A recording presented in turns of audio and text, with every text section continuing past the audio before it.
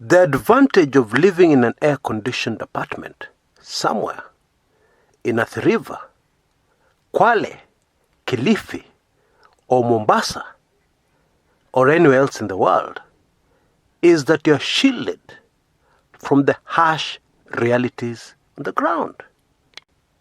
The huge disadvantage is that that reality can catch up with you very quickly and catch you completely by surprise. And I know firsthand what it feels like. About 1.5 years ago, I had to move out of the house where I was living with my family. So I got these people to look for a house for me, pronto. And they came back to me and told me, there's a problem of houses in this area. The only house we can find is a house that is just being completed within the next day or so. And when my wife heard what the rent was, she got suspicious and said, I don't think I want to live there. Because it was much cheaper than where we were staying at that moment. But of course, she quickly changed her mind after she saw the house. The house was right next to the Indian Ocean, I kid you not.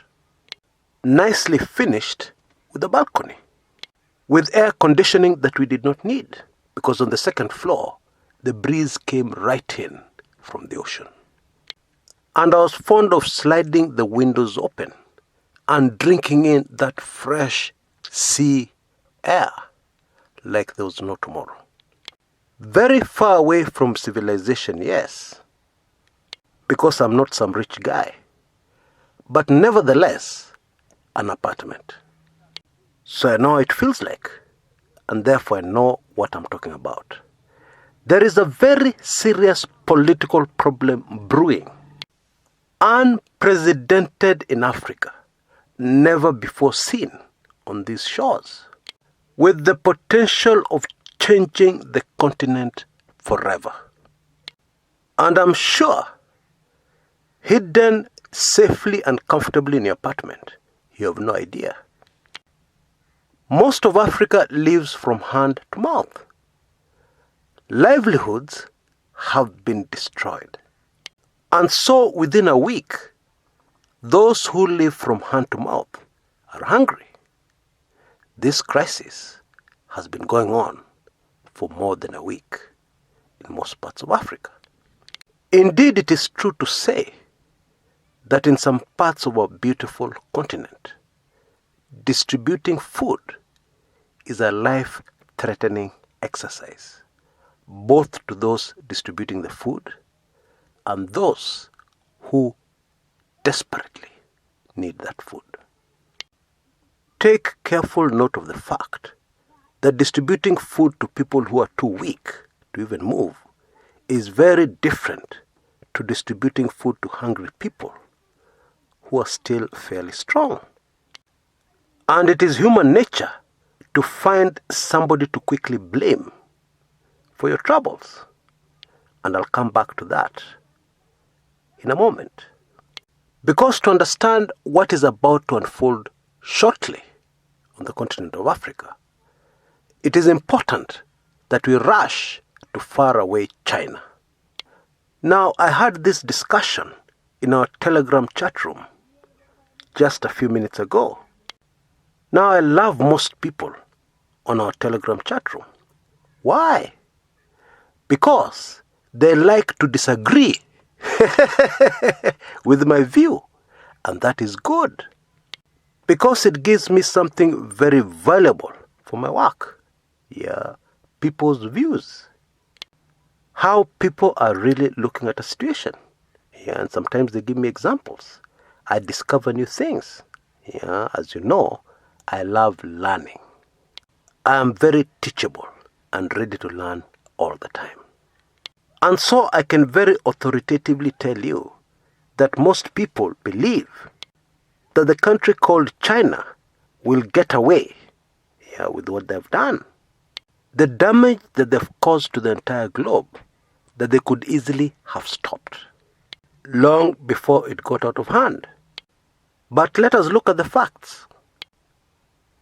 The United States Congress, the United Kingdom, Australia, and there are many more countries in the Western world, are already seriously looking at ways and means that they can seek redress from China for damages, the losses they've incurred, the tattered economies that they now have in their hands.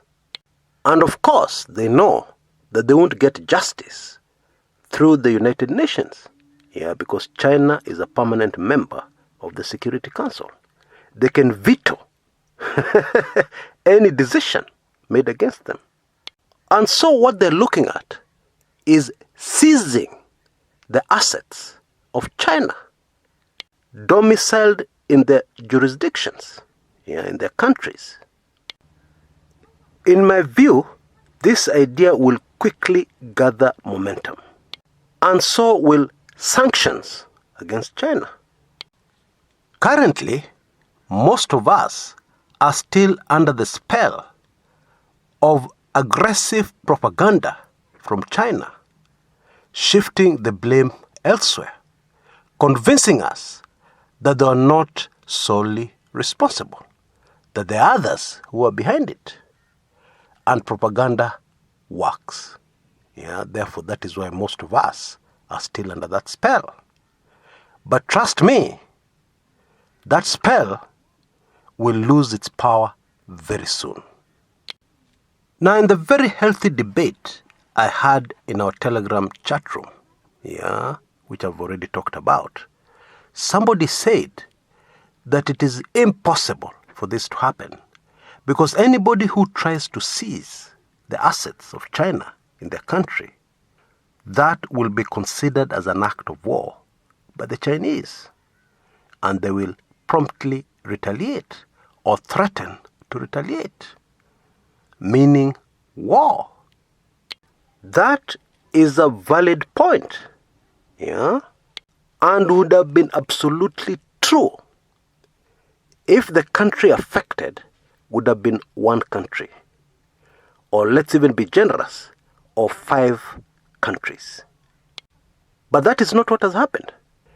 In fact, let me put it the way a certain analyst recently put it. What has happened in this situation of the COVID-19 is that the nation of China has attacked every single nation in the world. And that, my friends, changes everything. And what that means, and I'm going to make a very bold statement, which most of you will not agree with. And what that means is that China's economic might and power, kwisha maneno, finished. And even if a few corrupt countries in Africa were to try and force Chinese products down the throats of their citizens, that will be a tall order. Because something in humans called emotions will kick in. After the Second World War, if you went into a country like the UK, nobody wanted to see German products, no matter how cheap and attractive they were. Because people forget, buying is an emotional thing. Now, many of you can identify with this. You have a problem with a certain shop which is closest to your house, where you buy all your things. And you have a problem with the shop owner. Maybe you exchanged angry words. What happens after that? You walk much further to purchase your groceries at a higher price. You really don't care about the price or even the service, as long as you don't have to buy from that idiot.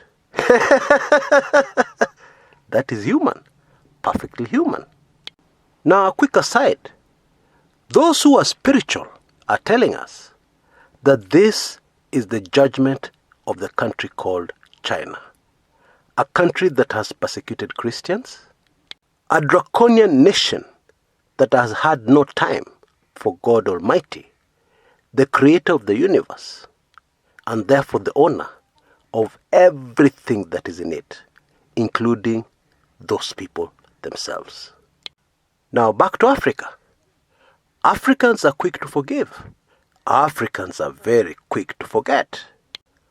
But China has done something very recently, that has changed everything. It is common knowledge that if you want to start a war that you will never win, that you will not win, then the best way of doing that is to antagonize people who can unite against you. And it doesn't matter how disunited those people are currently. History has shown us even sworn enemies will quickly unite to deal with a common enemy. Now let's put it all together. You should be able to now clearly see where we're headed, even if you're living in that comfortable air-conditioned apartment. African leaders, who have been going to bed with the Chinese, selling their own people to foreign powers, in exchange of fattened foreign accounts, bank accounts, more money in their pocket. Those African leaders now have a very serious political problem in their hands. They have millions of hungry people. They have millions of people who are idle. And you know what they say? An idle mind is a devil's workshop. I would put it slightly different. An idle mind and a hungry stomach are the ideal ingredients to help people think clearly and then follow it with the kind of action they would never have dreamed of if things were normal. The long and short of what I'm trying to say is that we're entering a time which is much more dangerous than this time we've passed through, where the virus spread fear amongst all of us. So much so that many of us were convinced that it was the end of the world. Well, what I'm saying is that what has happened so far is nothing. It is nothing compared to what we are now entering. And if you still don't believe me, remember that far less dire situations have changed the world before.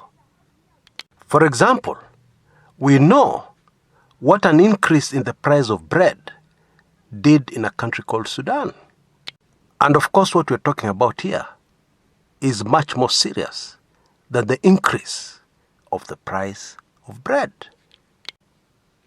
You know, it is sad that the real perpetrators, the real engineers, the real people behind this global crisis will go scot-free. And the people who will face the wrath of the masses, the people who will have to be accountable for what has happened, are just the people they used. When will humans realize that the devil does not have any free gifts, and that the minute you are no longer useful to his cause, utajua haujui? So, enjoy your apartment. Oh yes, continue to enjoy it. But stay extremely alert. Until next time, this is Chris Kumekucha.